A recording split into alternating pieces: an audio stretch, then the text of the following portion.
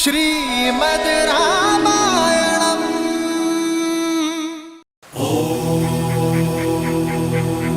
शांति शांति शांति। लक्ष्मण, भरत, शत्रुघ्न, उठो। ज्योतिर्गमय विद्युमामृतं गमय। ओम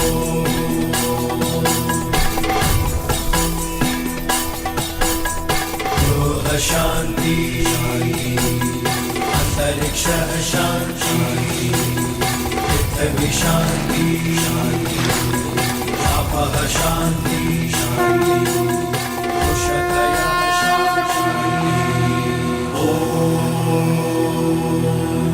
शांति शांति शांति।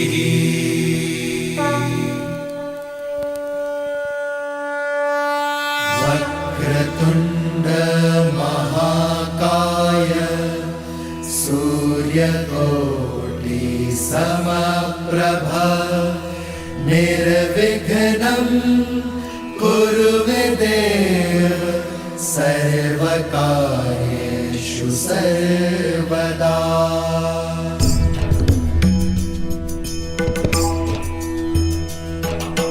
वक्रतुंड महाकाय सूर्यकोटि समप्रभ निर्विघ्नं कुरु मे देव सर्वकार्येषु सर्वदा सर्वकार्येषु सर्वदा।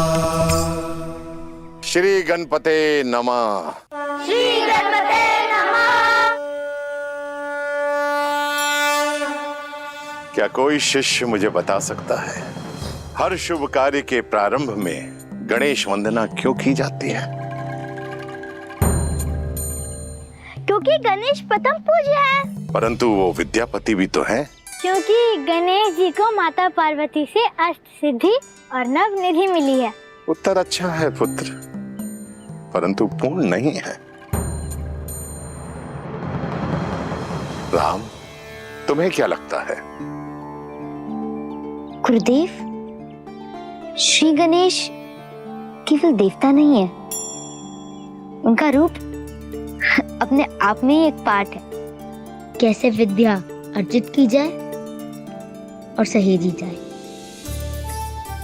उनके बड़े बड़े कान प्रतीक है कि गुरु की कही छोटी से छोटी बात भी ध्यान से कान लगाकर सुननी चाहिए। इनकी लंबी नाक जिज्ञासा और उत्सुकता को दिखलाती है और इनके शुक्र नेत्र छोटी से छोटी वस्तु को सूक्ष्मता से देखने की सीख देती है। जब हम किसी वस्तु को ध्यान से देखते हैं तो हमारी आंखें भी सिकुड़ जाती है ना? हाँ भैया। और इनका बड़ा सिर बुद्धि और ज्ञान के भंडार को दर्शाता है और इनके सूंड के नीचे छुपा मुख यह सिखाता है कि एक शिष्य को बोलने से अधिक ग्रहण करने पे बल देना चाहिए। जिसके अंग अंग में विद्या पाने की सीख हो वो विद्यापति तो होंगे ही ना। अद्भुत अद्भुत राम, इतना सुंदर वर्णन गणेश जी का कोई कर ही नहीं सकता। शिष्यों, आप लोग अपना अपना स्थान ग्रहण कीजिए। अब आप सभी मेरे साथ साथ ऋग्वेद का ये श्लोक दोहराओ। ओम अग्निमीले प्रोहितम यज्ञस्य देव मृत्युजम होतारम रत्न धातुमम।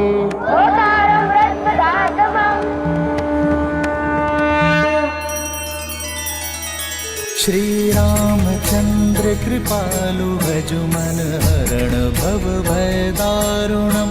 नव कंज लोचन कंज मुख कर कंज पद कंजारुणम। सिया राम सिया राम सिया राम सिया राम। आदर्श और मर्यादा की है ये कथा महापावनम। काट मद श्री से मिला ले श्रीमद् रामायणम। श्रीमद् रामायणम।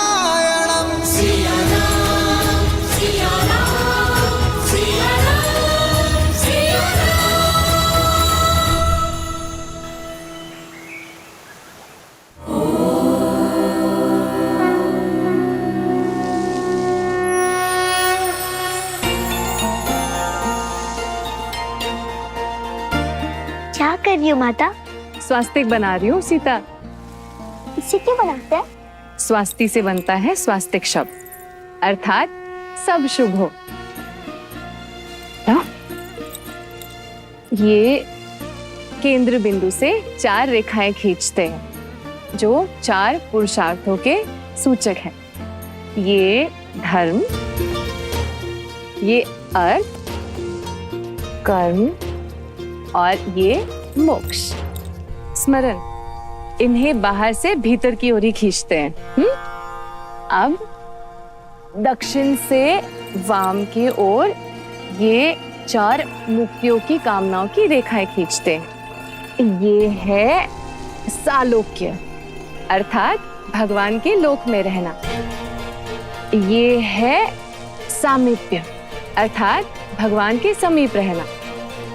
ये है सारूप्य, अर्थात भगवान के रूप में एकाग्र हो जाना। और ये है सायुज्य, अर्थात भगवान से जुड़ना। और इन चारों रेखाओं के अंत में ये अंतकरण की रेखाएं बनाते हैं, जो है मन, बुद्धि, अहंकार और चेतना।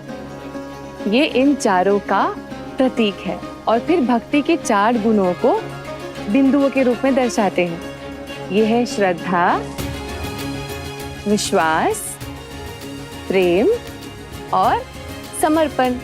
और बन गया स्वास्तिक। कुछ समझी पुत्री? समझ गई माता। संसार की शुभ ऊर्जा को धर्म, अर्थ, कर्म और मोक्ष के चक्र के लिए अपने भीतर सहेजा जाए। 4 प्रकार की मुक्तियां यानी मन, वचन, कर्म से ईश्वर को स्वयं में एकाकार करके श्रद्धा, विश्वास, समर्पण और प्रेम से हर कार्य किया जाए तो केवल कार्य ही नहीं, जीवन भी शुभ हो जाता है। यही स्वस्तिक का अर्थ है। अद्भुत मेरी पुत्री। मैं तो वही बताती रही जो मैं जानती थी, पर तुमने तो इसका वास्तविक अर्थ ही पहचान लिया।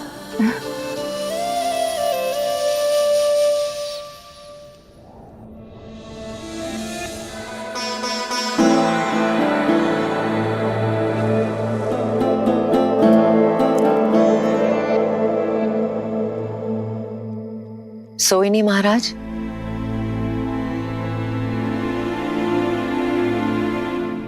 मुझसे मेरे नेत्र दूर हो गए हैं क्या कहीं? मुझे मेरे पुत्रों की याद सता रही है, किंतु तुम क्यों नहीं सोई? आपको उनकी याद नहीं सोने देती और मैं उनके आने वाले कल के सपने देखती रहती। आइए महाराज, हम दोनों खुली आंखों से एक साथ उनके आने वाले कल के सपने देखते हैं।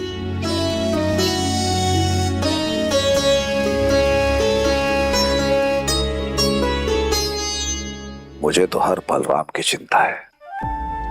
समझ नहीं पा रहा हूं कि एक पिता होकर मैं अपने पुत्रों के लिए इतना चिंतित हूं, किंतु एक मां होकर तुम। जो आपके लिए चिंता है वही मेरे लिए मेरा संतोष है, मेरी सहजता है कि मेरा राम वहां है अपने भाइयों के साथ। इससे अधिक एक माता को क्या चाहिए? आप चिंता मत कीजिए।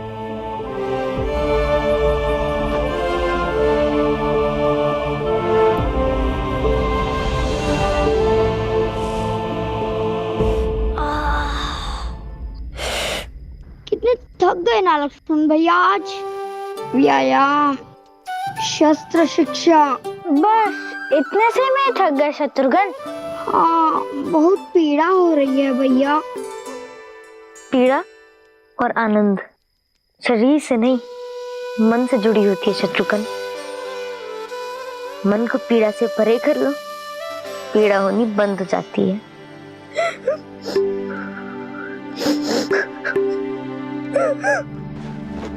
क्या हुआ भरत भैया, आप रो क्यों रहे हैं? घर का स्मरण हो रहा होगा। क्या भरत भैया, आप हमसे बड़े हैं और बड़े रोते थोड़ी हैं, है ना?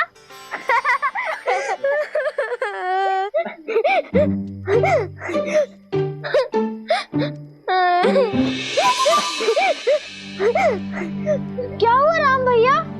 मुझे भी घर का स्मरण हो रहा है। मुझे पिताश्री के पास जाना है। मुझे काई माँ के हाथ का भोजन खाना है। तुम्हें और शत्रुघ्न को घर का स्मरण नहीं हो रहा क्या?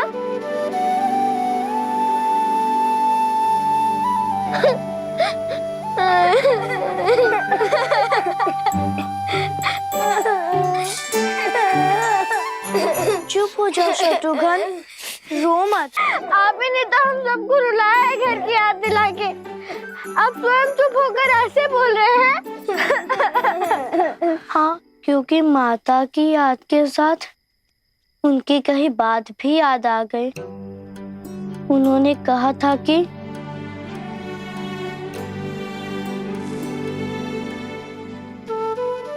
उनकी अनुपस्थिति में राम भैया हमारे माता और पिता होंगे। यहाँ आश्रम में भी, महल में भी और सारे संसार में भी, है ना भैया?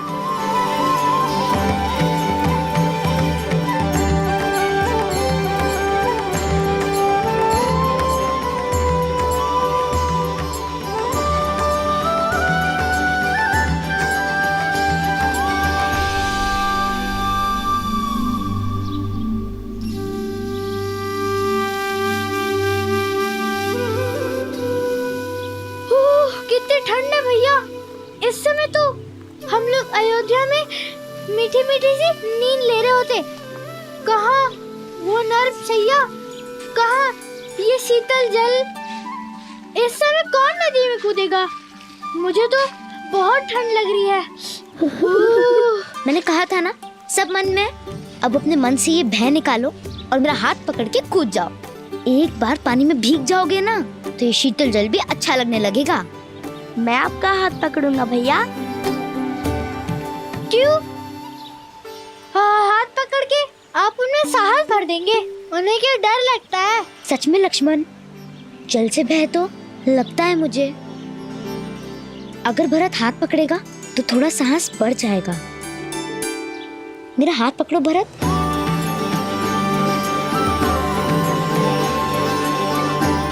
और मैं भरत भैया का।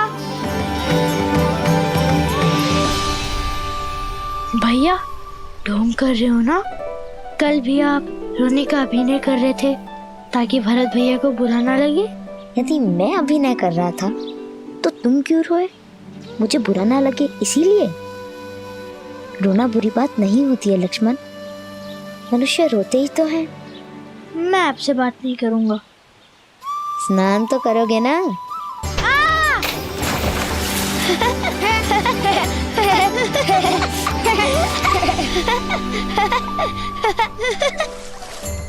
जी भैया।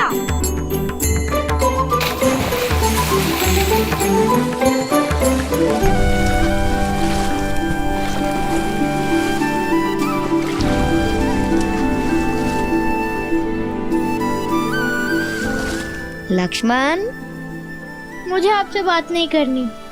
आप सदा भरत भैया का पक्ष लेते हैं। उनके पास शत्रुघ्न है पर उन्हें आप भी चाहिए। उनके पास कैकेयी माँ है पर उन्हें कौशल्या माँ भी चाहिए। किंतु मुझे केवल आप चाहिए। क्या आपको मेरा स्नेह नहीं दिखाई देता? नहीं, तुम मेरी आंख जैसे हो लक्ष्मण, जिससे हम सब देखते हैं पर वही हमें दिखाई नहीं देती। बस एक आभास होता है कि हमारे साथ सदा है।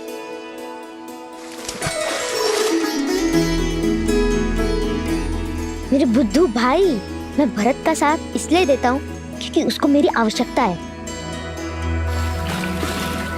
पर तुम मेरी आवश्यकता हो।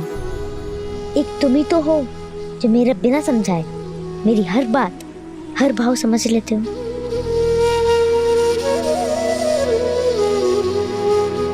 फिर भी मुझसे अधिक प्रेम आप भरत भैया को ही करते हैं। चाहे कितना भी प्रयत्न कर ले, मुझे स्वयं से दूर नहीं कर पाएंगे। और क्यों नहीं समझूंगा, छाया हूँ आपकी। तुम छाया नहीं हो मेरी, क्योंकि छाया तो अंधकार में साथ छोड़ देती है ना। तुम मेरी आत्मा हो, अगर तुम रूठे तो मैं नहीं।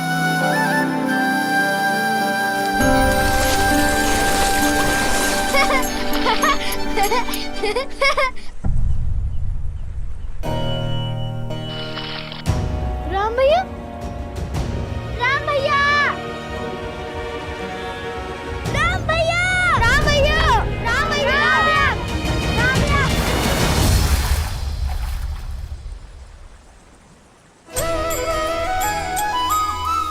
मैं तो यही हूँ, आत्मा को छोड़कर राम जाएगा कहाँ?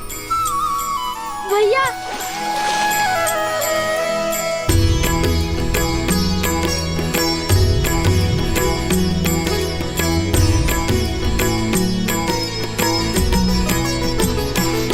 ओ नर नारायण सरी से सुभ्राता, जगपालक विशेषी जन त्राता।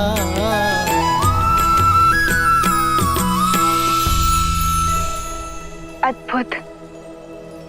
यदि संसार में सभी भाई ऐसे हो जाएं, तो ये संसार प्रेम के अमृत से भर जाए ना। देवी, यदि संसार में अमृत है तो विष भी है।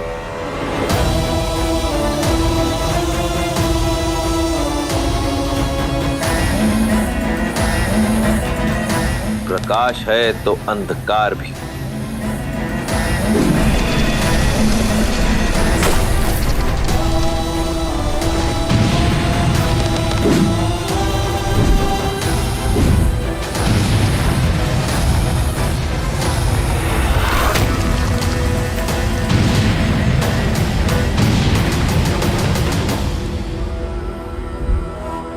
सभी संस्कृतियों का अंत होगा, रहेगा तो केवल राक्षस साम्राज्य। वयम रक्षामः।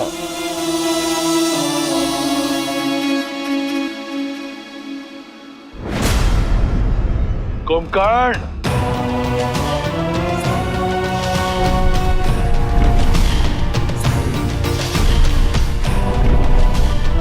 आदेश भैया।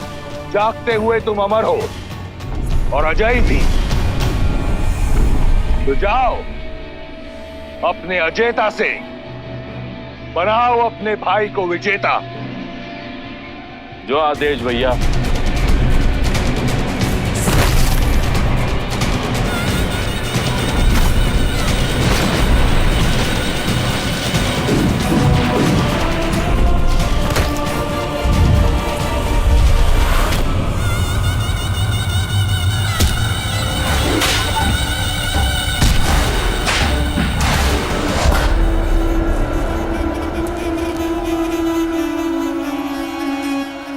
बचा, मारो। कैसा लग रहा है ऋषिवर? बचा।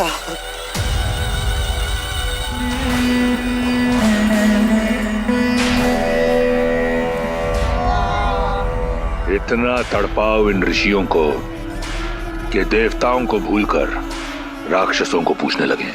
इन मेरे अपराध संतों का दोष क्या है भैया? ये तो केवल तपस्या कर रहे थे। मूर्ख हो तुम विभीषण। ये तपस्या इसलिए कर रहे हैं कि राक्षसों का नाश हो सके।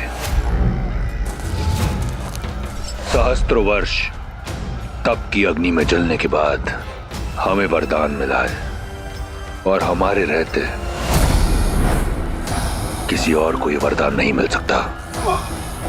लो, मारो। भैया, भैया इन्हें छोड़ दीजिए, ये महापाप है भैया, इन्हें छोड़ दीजिए भैया, इन्हें जाने दीजिए। आज तक पाप की परिभाषा देवताओं ने दी है, आज से पुण्य की परिभाषा राक्षस लिखेंगे।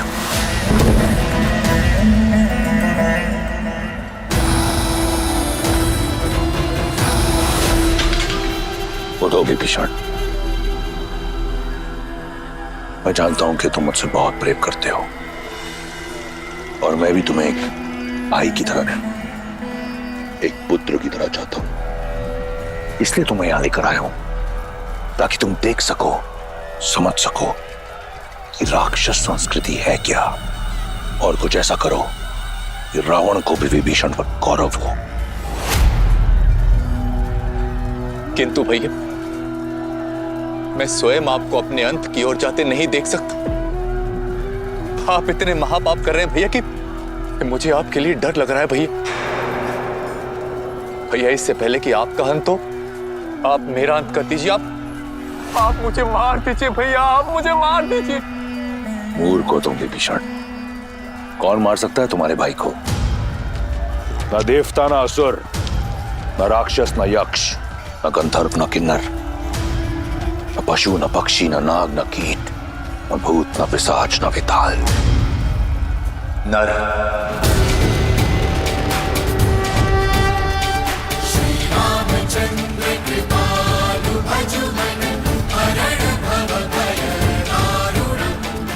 आप नर को क्यों भूल जाते हैं भैया? मानव आपके वरदान में सम्मिलित नहीं है। विभीषण, मानव जैसा तुच्छ प्राणी तुम्हारे भाई का कुछ नहीं बिगाड़ सकता। लगता है ये कायरता तुम्हें हमारे पिता से विरासत में मिली है। भैया, मेरे लिए तो आप ही मेरे पिता हैं भैया। मुझे आपके लिए डर लग रहा है भैया, मुझे आपके लिए डर लग रहा है।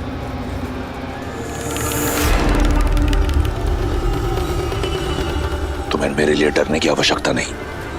कुछ नहीं होगा तुम्हारे भाई को, और तुम्हारे इस डर को काटने का मार्ग ढूंढ लिया है मैंने।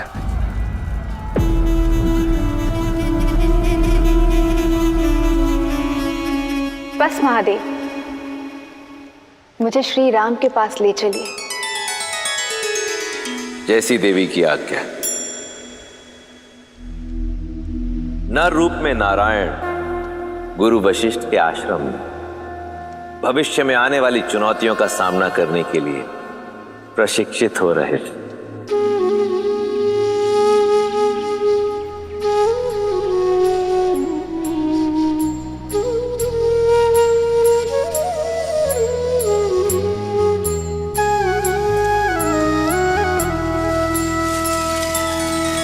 श्री रामचंद्र कृपालु भजु मन हरण भव भय दारुणम नव कंज लोचन कंज मुख कर कंज पद कंजारुणम। भगवान के अवतार का केवल नहीं गुणगान है, कैसे नारायण बने नर इसका पावन ज्ञान है। सिया राम, सिया राम, सिया राम, सिया राम।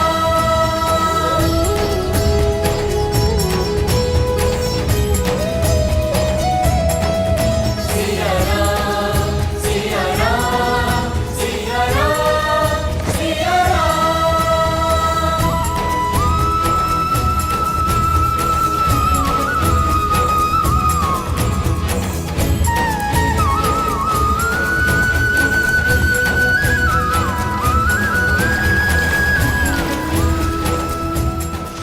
कितने सुंदर पुष्प है, तोड़ लेता हूँ। नहीं भरत, बिना बात के किसी चीज को तोड़ना नहीं चाहिए, ठीक है?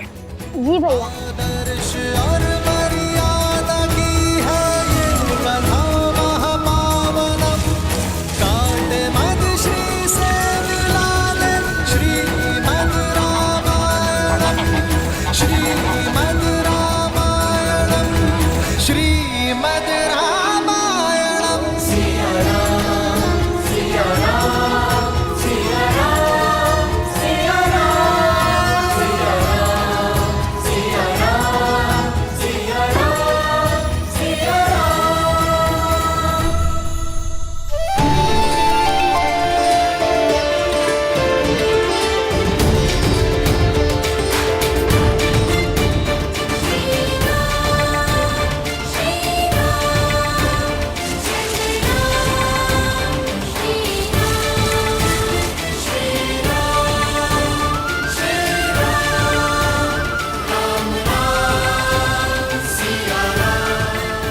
ये सभी पौधे देख रहे हो? ये सभी पौधे अश्वगंधा के पौधे हैं, जिन्हें युगों युगों से वैद्य औषधि बनाने में उपयोग करते हुए आए हैं। देखो इन्हें।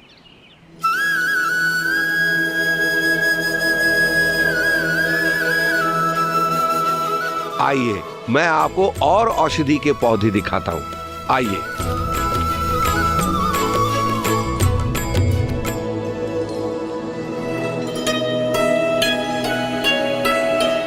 पता है कुमार आपको? कुमार? कुमार? अरे कुमार?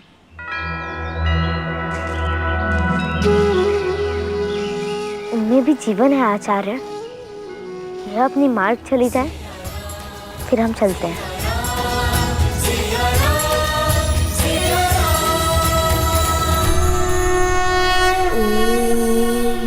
त्र्यम्बकं यजामहे सुगन्धिं पुष्टिवर्धनम् उर्वारुकमिव बन्धनान् मृत्योर्मुक्षीयमामृतात्। नमः शिवाय, नमः शिवाय, नमः शिवाय, नमः शिवाय। नागेन्द्रहाराय त्रिलोचनाय भस्माङ्गरागाय महेश्वराय नित्याय शुद्धाय दिगम्बराय तस्मै नकाराय नमः शिवाय।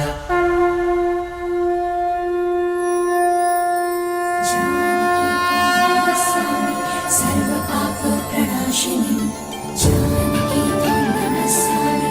सर्वपापप्रणाशिनी जानकी त्वं नमस्यामि। सर्वपापप्रणाशिनी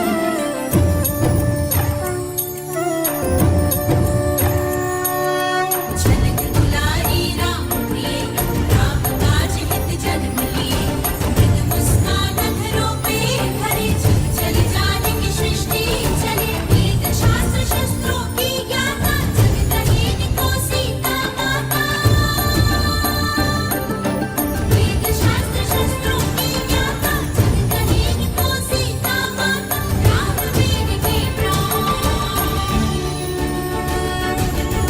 राम सिया राम सिया राम जय जय राम। राम सिया राम सिया राम सिया राम सिया राम जय जय राम। राम सिया राम सिया राम सिया राम सिया राम जय जय राम। राम सिया राम सिया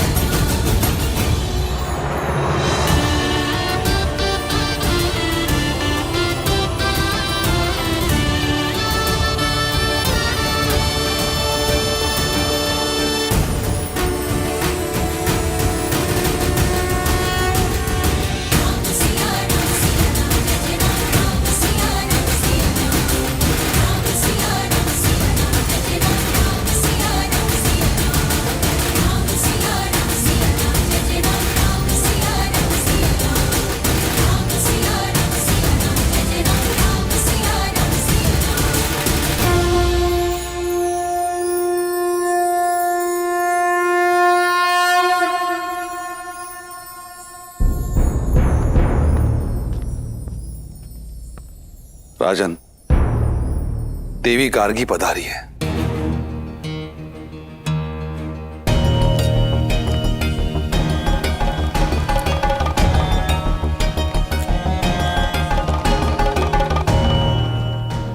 देवी गार्गी? वो तो केवल तब आती हैं जब शास्त्रार्थ करना हो।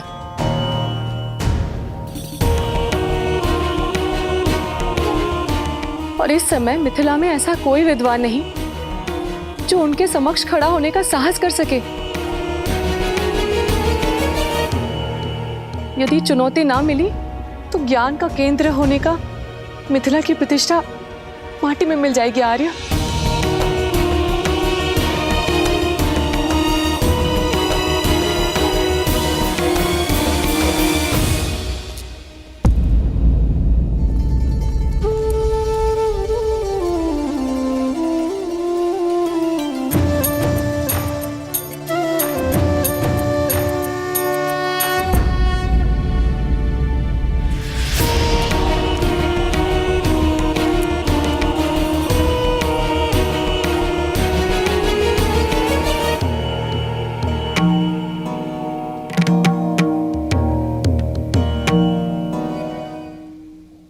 याज्ञवल्क्य के जैसे ज्ञानी को भी शास्त्रार्थ में पराजित कर देने वाली विदुषी गार्गी को जनक का प्रणाम।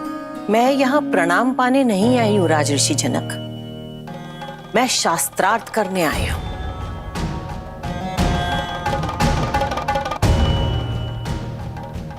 क्या हुआ? क्या यहाँ ऐसा कोई नहीं है जो मेरी चुनौती स्वीकार कर सके? मिथिला में कोई ज्ञानी नहीं बचा जो मुझे चुनौती दे सके।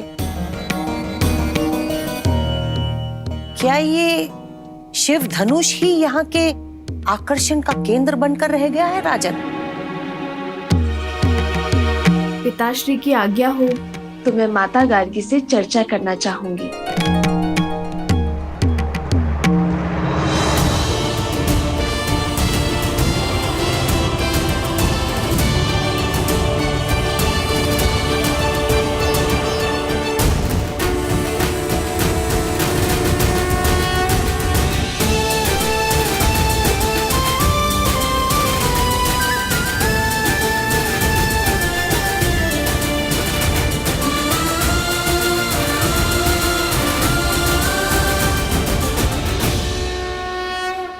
ये वही बालिका है ना जिसने बचपन में खेल खेल में ही शिव धनुष उठा लिया था?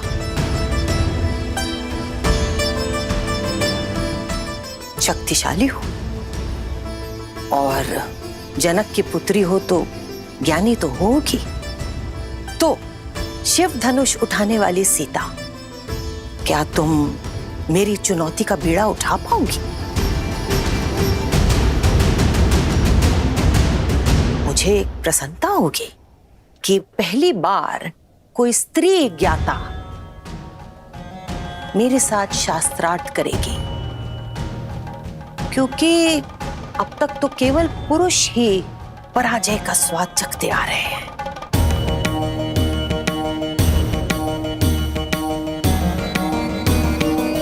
पराजय विजय तो युद्ध क्षेत्र में होती है ना माता, ज्ञान के क्षेत्र में तो विचारों का संगम होता है और आपसे कुछ ज्ञान का अंश ग्रहण कर पाना मेरे लिए सौभाग्य होगा।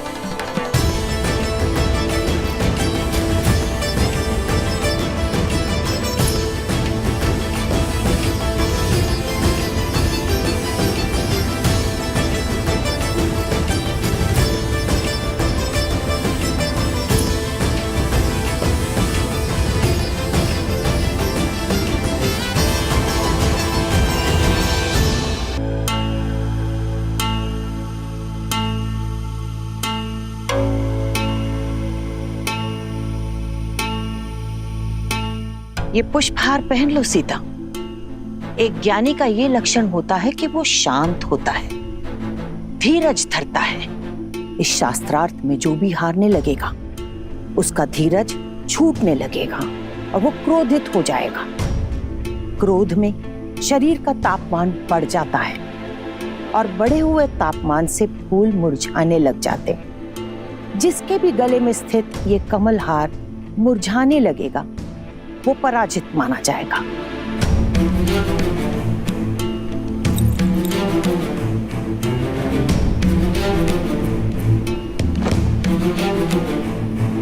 जो आज्ञा माता, परंतु मेरा ध्यान तो केवल आपसे अर्जित ज्ञान पुष्प पर ही रहेगा।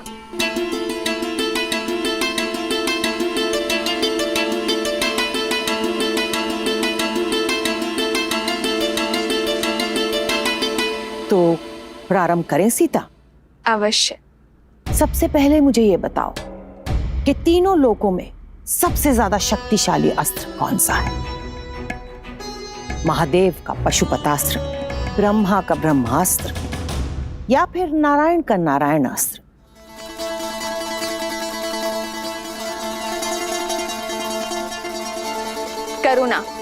करुणास्त्र से बड़ा कोई अस्त्र नहीं है माता। करुणा का अस्त्र, ये कौन सा अस्त्र होता है सीता? हम अस्त्र क्यों बनाते हैं माता? सब पर विजय पाने के लिए ना। पर जिसके पास करुणा हो, सबकी पीड़ा समझने का भाव हो, वो इस संसार में सबको अपना बना सकता है, और जिसके सब अपने हो उसे किसी भी अस्त्र की क्या आवश्यकता है माता?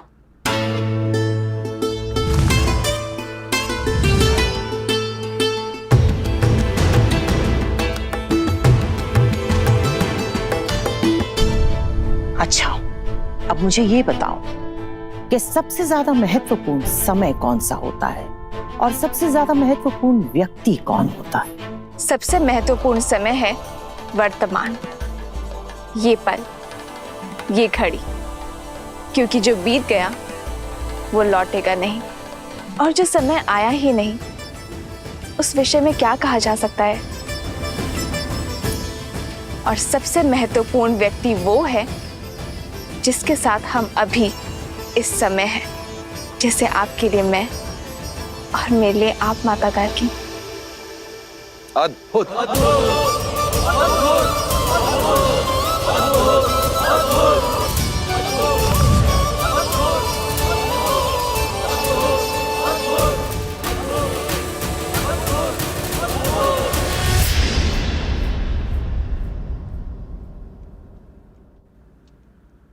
प्रकाश से भी ज्यादा अधिक वेग किसका है? मन का, जो पल भर में तीनों लोगों के पार जा सकता है।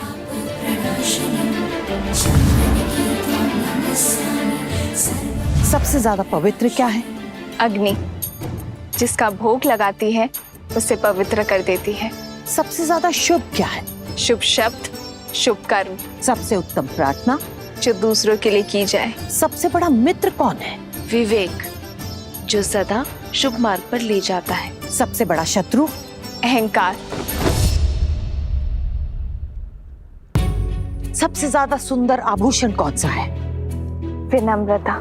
सबसे बड़ा पराक्रम? त्याग। सबसे बड़ी विजय? स्वयं पर।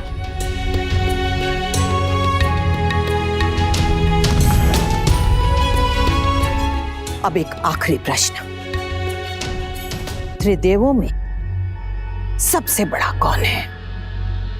ब्रह्मा, शिव या फिर नारायण?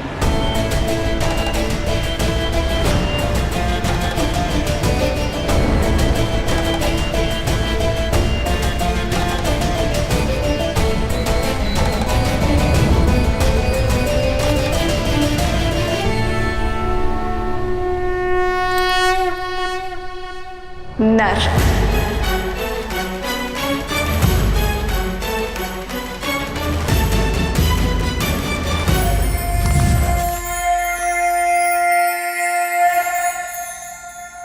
नर।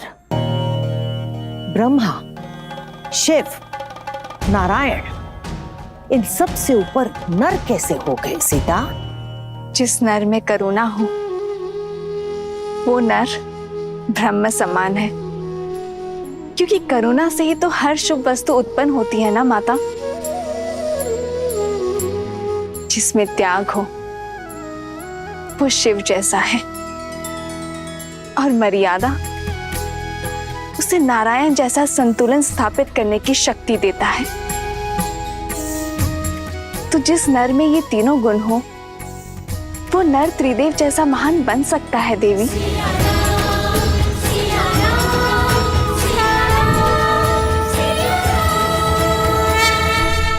अद्भुत बुद्धि की धनी है जनक पुत्री सीता। राजा जनक पुत्री सीता की, राजा जनक पुत्री सीता की, राजा जनक पुत्री सीता की, राजा जनक पुत्री सीता की। अद्भुत, अति सुंदर। मैं आशा करती हूँ कि ऐसा ही नर तुम्हें वर के रूप में मिले सीता।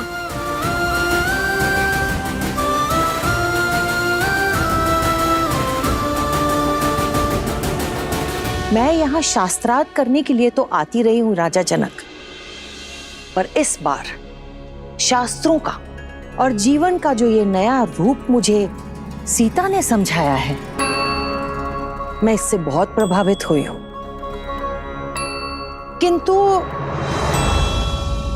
किंतु क्या? मुझे आपके लिए बहुत चिंता हो रही है राजन। ऐसा क्यों कह रही हैं आप देवी गार्गी?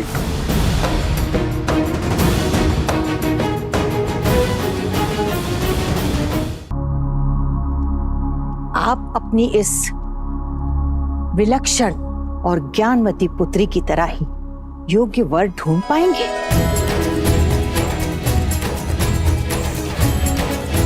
जो सीता की तरह ही इतना योग्य हो कि कभी भी किसी भी तरह की परीक्षा के लिए हमेशा सज्ज रहे।